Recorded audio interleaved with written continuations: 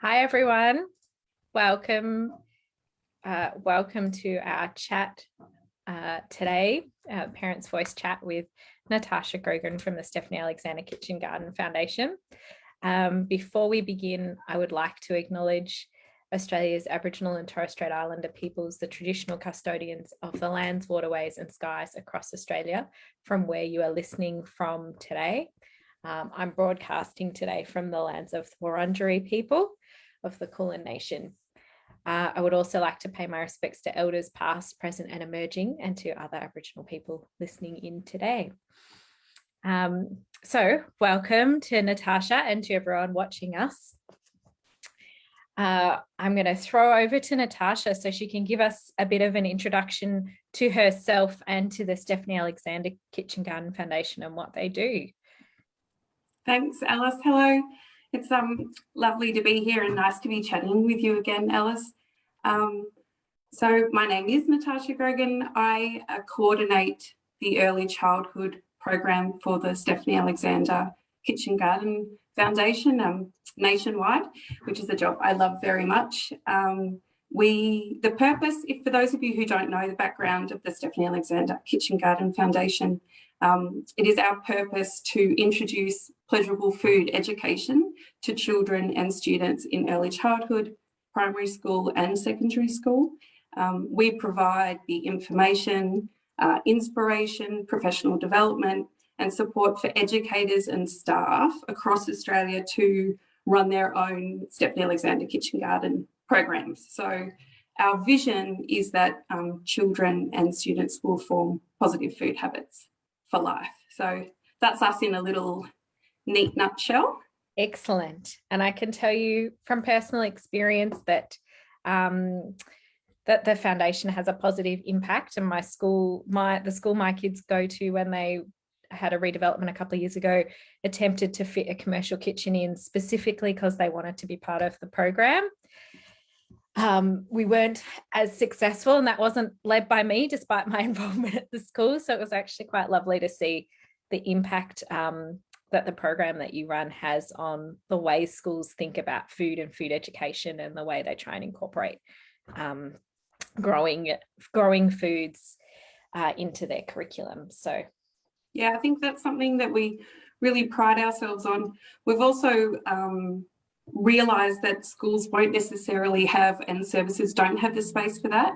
So the foundation is continually evolving to provide kitchen garden programs for everyone, no matter what their shape or size is. So it's flexible and adaptable depending on your individual services. So some don't have kitchens. They have what we call a kitchen trolley that can be mobile and move throughout rooms, so that, at the end of the day, we want children growing their own food and eating beautiful seasonal food. So we're here to support them with that. Definitely. And I think that's what our school has done. It's adapted to what it can. And we do have a veggie garden going that the kids love. So nice. It's lovely. So, which is what we're here to talk about today, getting into the garden. So how can parents encourage kids in the garden to get into the garden, and what's the benefits for doing that?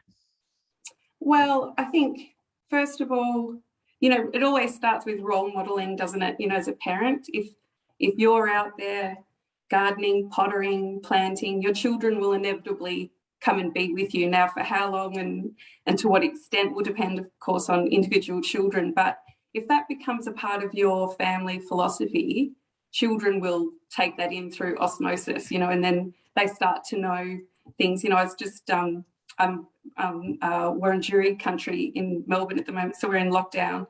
And I was just looking at my son outside, and he was playing with the dog, and he just walked past and picked a borage flower and ate it and walked along. And I was like, that's what we're sort of about. It's just that knowledge. Okay, there's a flower.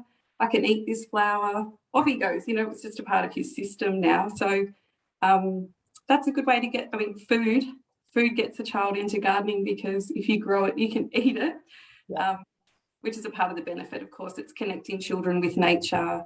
It's being outside. It's the beautiful conversations you have when you're gardening with your children. It's a really safe, nice space for just a really nice interaction with your child.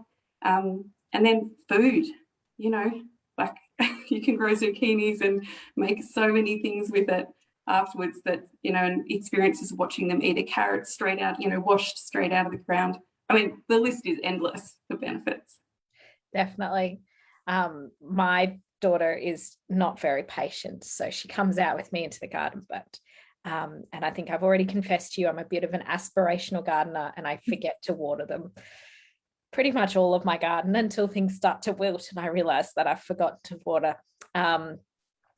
She was very keen to grow carrots, but they've grown a little bit slow for her, but means she's eaten lots of little carrots that she's pulled up because she just couldn't wait until they were fully grown. Which is still a good thing, I think. It is. And we had, you know, multicolored ones. So she got to then assess which ones tasted the best out of these tiny little carrots that she'd picked and washed. So given it was a success, as you said, she still ate them. Mm-hmm. But what types of fruits and veggies would you recommend that families grow at home? I think you have to first start with seasonality. You know, you can only grow what's in season, and correct for your climate. As much as I would love to grow pawpaws, I'm in Melbourne, I can't be doing any pawpaw growing. So I think once you have that knowledge, and you can ask your local nursery when you go in, what can I plant now? And then always grow what you eat. You know, if our garden always has lettuce, which we're going to talk about in the blog. It's a great one to have all year round, but, you know, it sort of ends up in a dish, doesn't it? You know, like put some lettuce on your sandwich or put some lettuce on, you know, with your fried rice, you know, all these things. My children love beans. So it's whatever you love to eat and enjoy as a family, I think, is what you should always start with. And then you can get a bit, you know, more adventurous. Yes, I think I always start out too adventurous. I like the weird vegetables, but there's a reason why they don't sell in the supermarket. They're harder to grow. Well, they do need water, Alice, so we're going to work on that. Water is a real must. Yes. Yeah. I need to save up and invest in some sort of automatic system so that I don't have to remember.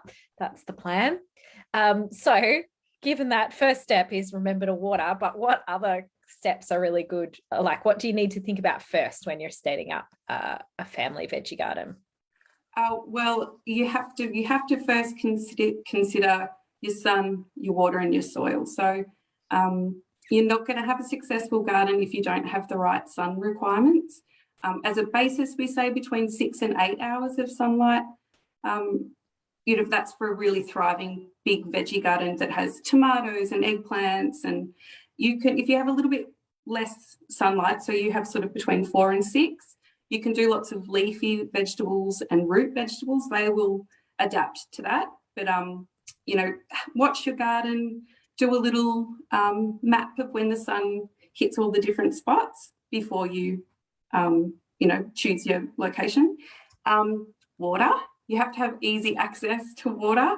If it's hard, it's harder to, you know, like if you have to walk far away and it's one watering can and back and forth. So make it as easy for that as well. And you want beautiful organic soil. So you want your soil depth to be about 15 centimetres and you want that to be pretty rich, like you could shove a fork into it and it would slide in. So add organic compost and aged manures.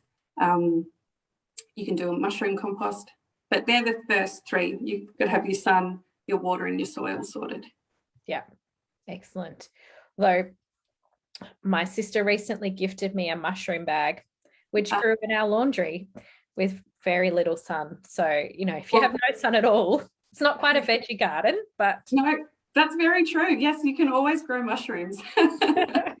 They grew, we got oyster mushrooms. They grew really fast. That's cool. I actually haven't done that. Oh, it's pretty spectacular. They went from, I was like, oh, nothing's happening. And 2 days later, I had to pick them because they were about to like spore or whatever. So, and were they delicious? This is my big confession to everyone. I don't like mushrooms. I really don't like them. But my oldest child loves them, like would just consume mushrooms basically. And we use Alice Savosleski's, she does this wet frying method of mushrooms where you cover them in water and then boil that down and then add some oil, and they always taste spectacular. So that's how my son likes to eat them. So I've learned how to prepare mushrooms, etc., as much as I'm not a fan. And then I've learned to grow them.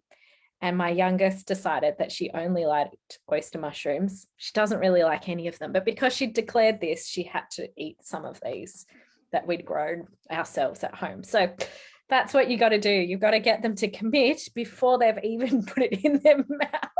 Well, and I think that's a good way to get children, that are probably not as adventurous eaters, that the process of growing something, at least it piques their curiosity. Now, whether or not it becomes like they want to have that as a part of every meal for the rest of their lives is a different matter, but just sort of, why don't you try it? Nobody in my family likes tomatoes.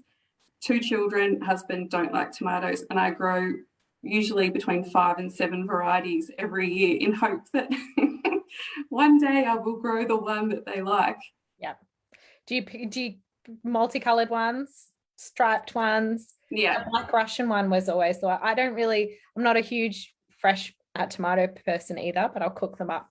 Again, I've already confessed I buy the weird ones that are slightly harder to grow at times, but well, it's funny, some of them are easy to grow. Like a really good one for families is the little pear. Oh, I can't think of their name, but they're yellow. They're sort of pear-shaped, and they're little truss ones. And of course, the names escape me, but they're easy to actually get a hold of, and they are prolific. So they're a really good one to grow with your sort of Tommy toes. And then green zebras are also surprisingly easy to grow, and they're just so beautiful. It's got a real wow factor. They definitely do. So that's my personal tip: buy weird vegetables, and we've got a tip of one that's easy to grow. Given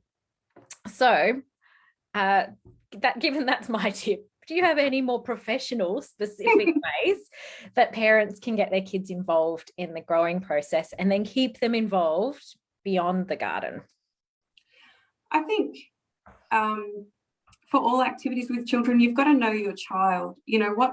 What's the hook for your individual child? So if you have a dreamer and a drawer, perhaps you get them out and build their interest by saying, well, let's go and sketch how the eggplant starts, and can you help me, follow the way it grows through the season, because then they're interested in their own way. And if you've got a real sort of choleric doer of a child, you get them to do the mulching and you get them to do the digging, so there's a different way to engage all the different children that we all have across the world.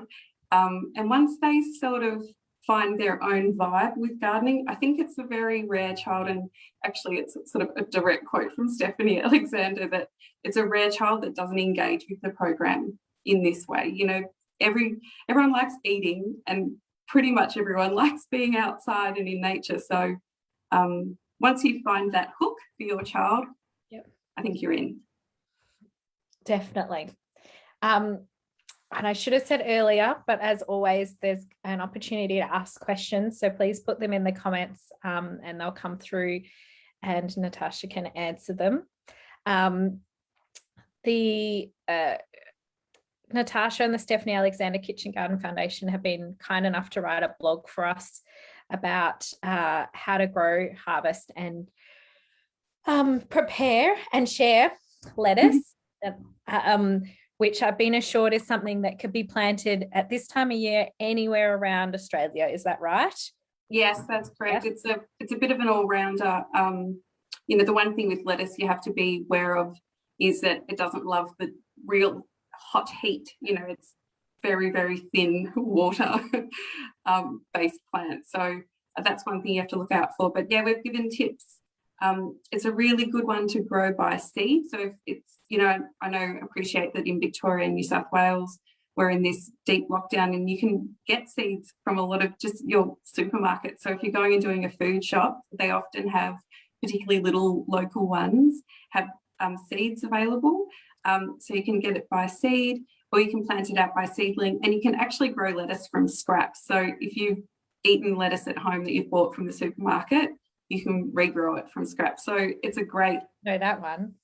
Have you not done that one? No. Oh, it's great. So if you get your... I'm looking around because I just had it in my office the other day, but it's gone. Okay, so let's all imagine that this is your lettuce So it's like a cos lettuce. Yeah. And this is the base. You cut off the top so that you've eaten it, everyone's happy. And this bit you normally would put in the compost bin, hopefully. But in this case, you would just plonk it in a little shallow bowl of water. And from the very middle of that, it will grow another whole lettuce. Yeah. So once it starts growing, do you plant it?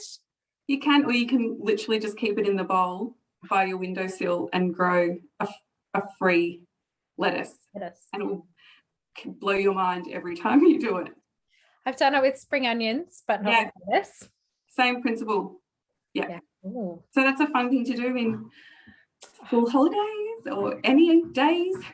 I'm just excited. There's a cos lettuce sitting in our in the crisper drawer that people are pulling the leaves off throughout the day. So you have to do it and send me photos of your process, Alice. I have to share it with the Parents Voice crew too. You'll get Instagram story updates of my lettuce progress. Please do. So, and of course, there's an amazing array of information on the Kitchen Garden Foundation website about all of these sorts of topics, including how you can join the foundation and how you can talk to your school about being part, etc. So depending on whether you're a teacher or a parent or whatever, there's all sorts of stuff on there for you. And I hear you've got an information session coming up. Yes? Yeah, we always have information sessions available. They're free and are currently online. We have them each month. And it's just if you're interested in your early childhood service, primary school or secondary school, joining the program. It's a membership program. So you join for a year and then you have a renewal each year. And what you get with that is people like me that you can talk to and say, Natasha, we want to do the lettuce. Can you remind us what that was? Yeah. And we have like our online share table, which is just a mind-boggling amount of beautiful recipes and activities you can do with children of all within those three sectors.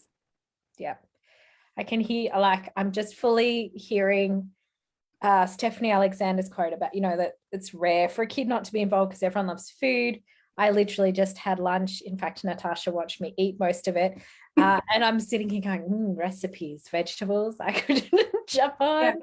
Yeah. Well, that's good because you can have, on this shared table, if you're, and because actually I was a Stephanie Alexander garden specialist a long time ago. So I worked with 2 primary schools in Melbourne. And, the technology has changed since way back when I started. So if you had an abundance of silver beet, you could just type it into our shared table and it comes up with all these great recipes. So all the work, I guess it's our aim to make it pleasurable for everyone. It should be pleasurable for the educators, that it shouldn't be another thing for them to do, where that's what we're here to do, to support them in running a beautiful program. Excellent. So if are there any questions out there on the Facebook page? I think there might be one coming through. And I echo your comments about not being able to grow pawpaw. My daughter is very devastated that I've said no to a mango tree here in Melbourne. She doesn't understand why that might be impractical. But we do have some apple trees and a peach that we might actually get some peaches off this year, which looks pretty so cool. Exciting. Fruit trees are great. Very excited. I'm very, very lucky to have the space. So to have the space to fit that, to fit fruit trees in. We have just moved houses recently and we're really missing, we have a loquat tree at the front of our old rental property, and the children would just go out and eat loquats, and our neighbours had a beautiful plum tree and we were sort of spoiled for this abundance of fruit. So I'm going to have to find some local loquats. Yes, definitely. My tip on that is don't know where you are in Melbourne, but the Good Karma networks around on the Facebook groups are good for those sorts of queries. There always seems to be someone who's a little bit homesick for another country often. Mm-hmm. And they say, does anyone have any, whatever it might happen to be? I think Feijoas are a big one. People from New Zealand missing them. And yes, Yeah, they are a great one. They're a fun one too. It's quite a wild experience eating a feijoa. It definitely is. But they're very rare to find at a fruit and veg shop. So you Very need rare. a tree. You need a tree for that. I do know my local, another tip you were talking before about going down to the local nursery and potentially asking their advice, but also, you know, that's where you get all of the supplies for starting out your veggie garden. My local fruit and veg shop actually started with seedlings, which is very useful in this lockdown. It's not quite time for me to pull out the stuff that I was growing over autumn and winter, but yes, that's where I'll be heading when I've got when I'm ready to plant some spring stuff. Yeah, we're dangerously close. So, you know, particularly those of us who are down south a bit more, just hold tight for the spring stuff. Just let that soil warm up a tad. It's still pretty fresh and definitely fresh in the mornings. And there's a bit of a superstition around Melbourne around not putting tomatoes in. Is it before Cup Day? That's the old adage, but I'm notorious for planting. Well, I have to say this carefully because tomatoes do hate the frost. But if you wrap up a tomato, so build a little greenhouse around it. So I don't buy Glad wrap as like a sort of way to be more sustainable. So I've had this one that gets put away, and each season I plant my tomato and then I have a wire and I wrap the Glad wrap around it and it keeps it warm. So I plant them early, but don't do that unless you've made it a little nest. Yeah. A member of my family, not who lives with me, a member of my extended family, planted tomatoes on the weekend, and I was like, oh, I think that's a bit early, but I'm not a horticulturalist. I don't know. Just the frost in the mornings, it's just a bit dangerous. But it? I'm also what's called a give it a go gardener. So I kind of feel like you often don't have much to lose. If it doesn't work, you just pull it out and plant something else. So if you've got a vibe to plant tomatoes, you can give it a go. Right? Yes. And I think this is probably where there's a similar attitude in my extended family. My mother's tried. There's been multiple instances of certain plants that she's attempted to grow here in Melbourne because she's from New South Wales originally, and sometimes it's just a little bit too cold here for some things. And I think,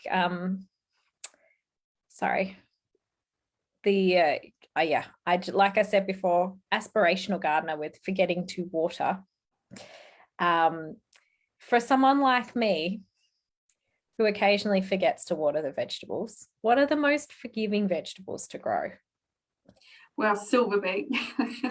And that's said as a kitchen gardener because that's a great one for schools because it's abundant and it's pretty tough. Who else? I mean, that's a tricky one because they do like water, Alice. Silver beet can get away with it. Spinach can get away with it. Once they're sort of in the ground and thriving, you can get away with not watering like basil and eggplants and capsicums, you know, for a little bit.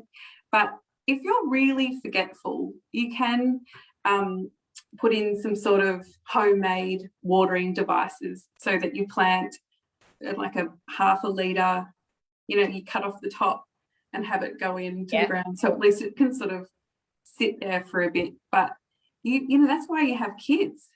They're the waterers. So it's like you can do this and do that, but you have to water. Like give the job to someone else.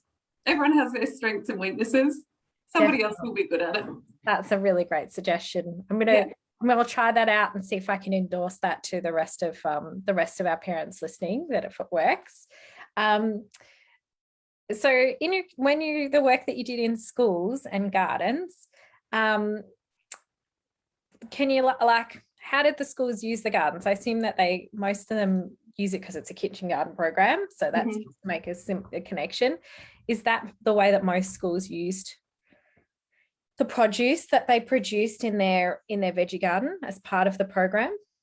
Yeah, I mean, specifically speaking from the foundation point of view, it is, you know, it's a real marriage of the two.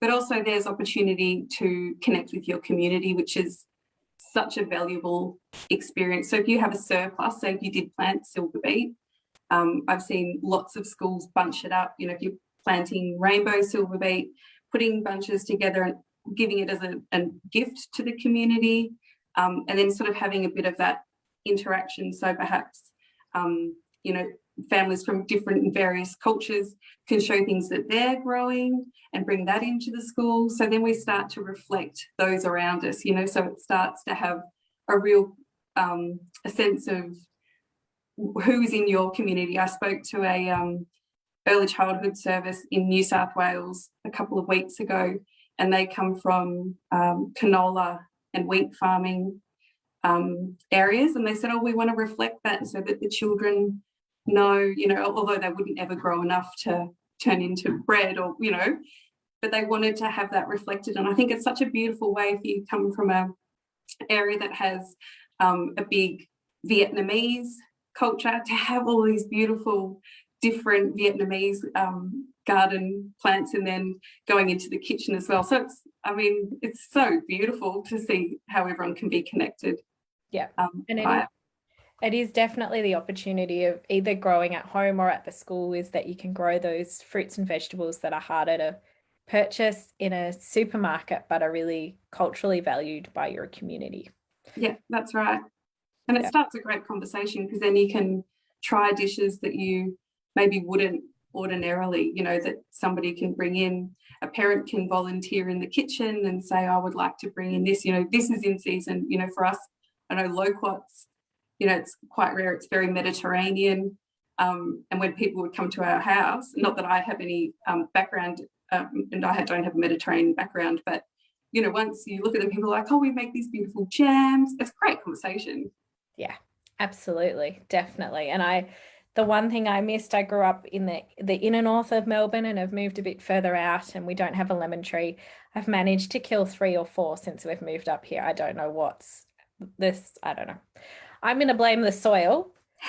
Part of it could be my watering practices, but I've got an orange that's thrived in that time, so I don't know. Something about the lemons that isn't working out, but we really miss that from growing up in Brunswick, where pretty much every second house had a lemon tree because of a lot of it because of the Mediterranean heritage of the immigration into the suburb. Yeah, well, we have, we're in Templestowe, and again, largely Mediterranean history. And once upon a time, we were orchard land, which is now all being developed. So every house has lemons. We actually had feijoas that are on the street that drop off. So last year in lockdown, we would always go for a walk and talk about like going and getting our feijoa hit, you know, all these things. So it is so nice. Definitely. And food brings communities together, and growing it brings communities and families together too, right? That's it. Yeah. Excellent. Well, we're almost out of time. Do we have any other questions? Sorry, other questions on the Facebook? You'll have to excuse me. I'm 26 weeks pregnant, but I have no height to me at all, so I've already run out of like stomach and breathing room with my giant belly, but I'll get there. But I keep kind of like, oh, that baby's moving around. Yeah, definitely. It's definitely, she takes after my little one, who is just as active and was just as active in the womb. Yeah. Which I don't know if having a third one that's just as active is they could be your waterer. You've answered your question. Yeah, that baby already has a job. You're the waterer of the family. Definitely. Well, and my current youngest would actually probably appreciate that, some bonding time with her, with the new baby. That's nice. To get out and get some watering happening. Thank you so much, my pleasure, Natasha, for joining us. I've had a great time chatting to you about veggies and confessing all of my sins relating to growing vegetables and not consuming mushrooms. Your secret's safe with me, Alice. Yeah, we haven't told anyone. I haven't told anyone in this room. So make sure, just as we wrap up, make sure you go and check out the Stephanie Alexander Kitchen Garden Foundation website. And we've put all the links in the chat, so you can click over and check them out, and hopefully join and have access to that treasure trove of recipes and other things from the hidden membership bit of their website. And of course, if you're watching this and you're not yet a member of Parents Voice, you should jump over and join our e-newsletter so you can stay in touch with what we're doing and with future chats. In October, the plan at the moment is to have a chat about play and active play, which is a good kind of springtime conversation, we think. And so that should be really great and just as good as chatting. Well, maybe hair chats, but I do like vegetables and growing them. I'm sure active play will be just as fun. We love active play. It's a great combination. Play while you're watering. Like, we can make this work together. Yeah, it sounds good to me. Definitely. So thank you, Natasha. Thank you very much for joining us. Thank you for having me. Yes, and make sure you click all the links, and of course we'll put the link to the blog that was written for us about how to grow lettuce at home, so everyone can give it a go. And I'm going to be jumping on that tip of cutting off the bottom of the lettuce and trying, because why not? Yeah, why not? Exactly. Give it a go. Free lettuce. Excellent. Thank you, Natasha. Thank you, Alice.